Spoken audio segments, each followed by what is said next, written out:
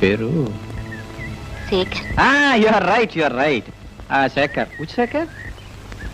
Chandrasekhar. Exactly Chandrashekhar. అవును, అతను ప్రియం చూడడానికి వచ్చాడంటగా. ప్రియ చెప్పింది. అతను ఆమె చూడడానికి వచ్చాడని మీ ఇంట్లో ఉన్నాడని చెప్పింది. అఫ్ కోర్స్ అతను రాత్రి మా ఇంటికి తీసుకొచ్చాను. పాట పాడుతూ సడన్ గా ఆపేశాడు, సడన్ గా వెళ్ళిపోయాడు. ప్రియా ఫీల్ అయింది, అఫ్ కోర్స్ నేను కూడా ఫీల్ అయ్యాను అనుకోండి.